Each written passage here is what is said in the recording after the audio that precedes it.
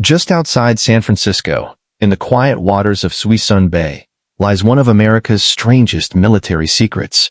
Over 100 massive warships sit silently in perfect rows, their gray hulls rusting, their decks empty, their engines cold. These aren't abandoned wrecks. They're the Navy's ghost fleet, a mothball armada worth billions of dollars, kept in preservation limbo for decades. Some served in World War II. Others fought in Korea, Vietnam, and Desert Storm. But now they wait in eerie silence, ready to be reactivated at a moment's notice or stripped for parts and scrapped. This is the story of America's reserve fleet, the largest collection of decommissioned warships in the world, and the controversial question hanging over them. What do we do with these ghosts of naval power? In this video, you'll discover what the ghost fleet really is, why the Navy has kept these ships in mothballs for so long, the environmental controversies surrounding them, and what their futures might hold. You'll learn about the strategic reserve concept, the process of preserving a warship, and why some of these vessels might sail again while others face the scrapyard. Using declassified Navy documents, environmental reports, and expert analysis, we're exploring America's forgotten fleet. To understand why the ghost fleet exists, we need to go back to the end of World War II. In 1945, the United States Navy was the largest in history, with over 6,700 ships. But with the war over, America didn't need that massive force. Thousands of ships were suddenly obsolete or unnecessary. The obvious solution would be to scrap them all and sell the metal. But military planners had a different idea. What if another war broke out? What if America suddenly needed ships again? Scrapping everything seemed short-sighted. So they created the concept of the reserve fleet. The idea was simple but ambitious. Instead of destroying warships, preserve them in a state where they could be reactivated if needed. Park them in protected bays around the country, maintain them at minimal cost, and keep them ready for potential future service. These mothball fleets would serve as a strategic reserve, insurance against future conflicts. It seemed brilliant. America could maintain naval dominance without the expense of keeping every ship fully crewed and operational. Suisun Bay, located in Northern California where the Sacramento and San Joaquin rivers meet, became one of the primary locations for this reserve fleet. The bay offered several advantages. Its brackish water, a mixture of fresh and salt water, was less corrosive than pure seawater. The bay was sheltered from ocean storms. It was close to major naval facilities and shipyards, and it had enough space to accommodate hundreds of large vessels. By the late 1940s, ships began arriving at Suisun Bay for long-term storage. The process of mothballing a ship is more complex than simply parking it and walking away. Navy crews spent months preparing each vessel for preservation. First, everything valuable or classified was removed. Weapon systems were deactivated or taken off entirely. Electronics and sensitive equipment were stripped out. Then came preservation. Exterior surfaces were cleaned, painted with protective coatings, and sealed. Interior spaces were dehumidified to prevent rust and corrosion. Moving parts like engines, turbines, and steering mechanisms were coated with protective grease and regularly maintained. Openings were sealed to keep out weather and wildlife. The ships were then moored in groups, tied together in what's called nested berthing. Multiple ships are secured side by side, reducing the number of mooring points needed and making maintenance more efficient. From the air, the ghost fleet looks like a perfectly organized parking lot for warships. Long rows of gray vessels, some small patrol boats, others massive auxiliary ships and cargo vessels, all floating silently in formation. At its peak in the 1950s, the National Defense Reserve Fleet held over 2,000 ships at various locations around the United States. Suisun Bay alone housed over 300 vessels. These weren't all warships. Many were cargo vessels, tankers, and support ships. But the fleet also included cruisers, destroyers, submarines, and auxiliary carriers. They represented American naval power from multiple eras, frozen in time, waiting for a call that might never come. And some of those calls did come. During the Korean War, several mothballed ships were reactivated and sent back into service. The process took months of work, replacing outdated equipment, testing systems, training crews, but it proved the concept worked. Ships could be brought back from mothballs. The same thing happened during the Vietnam War. Cargo ships and transport vessels were pulled from reserve, refurbished, and deployed to support military operations. The ghost fleet was fulfilling its purpose. But as decades passed, the fleet's mission became less clear.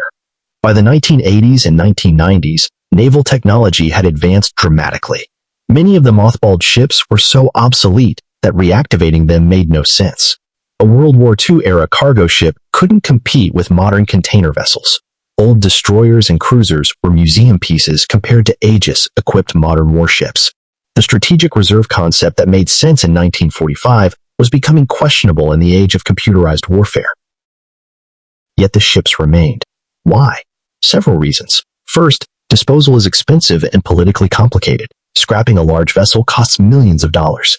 Environmental regulations require careful removal of hazardous materials like asbestos, lead paint, PCBs, and fuel residue. International treaties govern where and how ships can be scrapped. And there's always political pressure from veterans groups and historians who argue certain ships have historical significance and should be preserved as museums rather than destroyed. Second, some ships still have potential value. The Navy maintains that certain vessels in the reserve fleet could be reactivated or used as parts sources for active duty ships. Engines, generators, propellers, and other components can be salvaged and used elsewhere. In some cases, entire ships have been sold to foreign navies or converted to other purposes. The fleet represents billions of dollars in potential salvage value. Third, there's bureaucratic inertia. The reserve fleet is administered by the Maritime Administration, a division of the Department of Transportation, in coordination with the Navy. Moving ships out of the fleet requires approval from multiple agencies, environmental reviews, and congressional oversight. It's easier to leave them where they are than to go through the complex process of disposal. But by the 2000s, the Ghost Fleet faced a serious problem. Many of the ships were deteriorating badly. Decades of exposure to weather and water had taken their toll. Paint was flaking off in toxic sheets. Rust was eating through hulls. Ships were leaking fuel and other pollutants into Suisun Bay. Environmental groups began sounding alarms. The mothball fleet, they argued, had become an environmental disaster. Birds nesting on the ships were being poisoned by toxic materials. Water quality in the bay was declining. The fleet was no longer a strategic asset, it was a liability. Lawsuits followed. Environmental organizations sued the Maritime Administration, demanding the ships be removed or properly maintained. The state of California joined the legal action. This forced the Maritime Administration to finally address the fleet's future.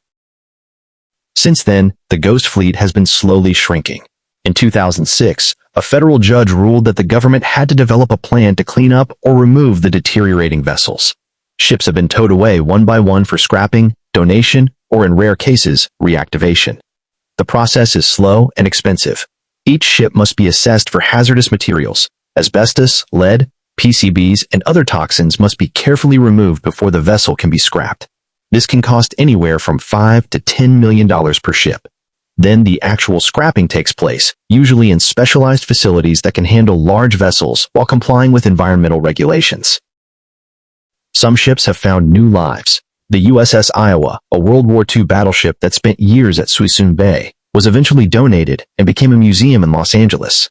The SS Jeremiah O'Brien, a Liberty ship from World War II, is now a floating museum in San Francisco. These represent the success stories, ships saved from the scrapyard and preserved for historical education. But they're the exceptions. Most Ghost Fleet ships end their days cut apart for scrap metal. The environmental cleanup has been extensive and expensive. Crews have removed thousands of tons of toxic materials from the ships. Protective booms surround vessels being prepared for removal to contain any leaks. Water quality monitoring is constant. The goal is to have the bay cleared of problem vessels, leaving only ships that are genuinely maintained and potentially useful. As of now, the Suisun Bay fleet has been reduced to fewer than 15 vessels, down from over 100 at its peak. But what about the ships that remain? Do they still serve a purpose? The Navy maintains that a small number of reserve vessels are still strategically valuable. These are mostly newer ships, decommissioned in recent decades rather than half a century ago. They're kept in better condition and could theoretically be reactivated faster. Whether this will ever happen is debatable. Modern naval procurement focuses on building new, technologically advanced vessels rather than reviving old ones. There's also the psychological aspect of the Ghost Fleet. For decades, these ships represented American naval dominance and the nation's ability to project power globally. They were symbols of preparedness, insurance against future threats. Letting them go, scrapping them one by one, feels like an acknowledgement that an era is over. The massive naval forces of World War II, Korea, and Vietnam are history. The ships that served in those conflicts are fading away, and with them, a certain vision of American military power. Visitors to the area can see the Ghost Fleet from shore, though public access to the ships themselves is prohibited. From a distance, they remain impressive and eerie. These massive vessels that once carried troops into battle, transported vital supplies, or patrolled dangerous waters now sit motionless, their decks rusting, their purpose uncertain. They're ghosts in the truest sense, remnants of the past haunting the present. The debate over the Ghost Fleet reflects larger questions about military spending, environmental responsibility, and historical preservation. Should taxpayers continue paying to maintain ships that will likely never sail again? Should historically significant vessels be saved regardless of cost? How do we balance the desire to honor military history with the need to protect the environment? These aren't easy questions, and different stakeholders have different answers.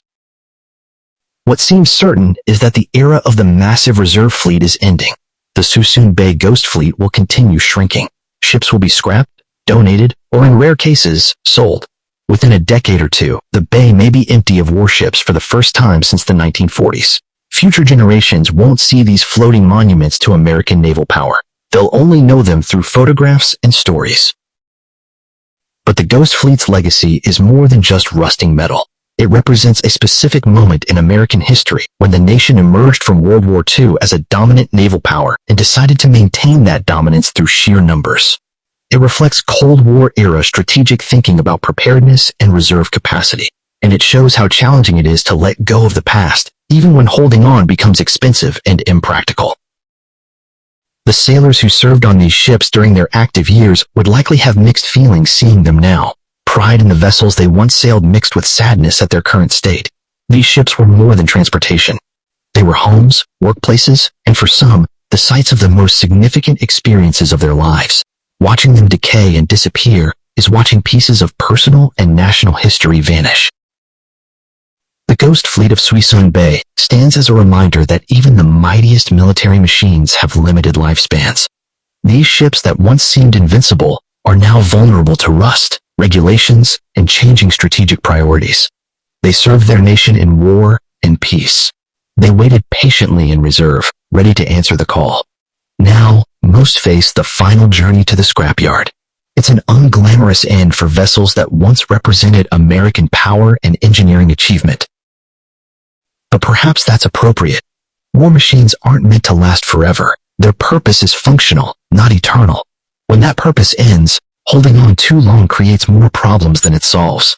The Ghost Fleet served its strategic purpose for decades. Now it's time to let these ships go. Remember their service, and acknowledge that new challenges require new solutions. The gray ghosts of Suisun Bay are finally heading toward their final fate, and with them goes an entire era of American naval history.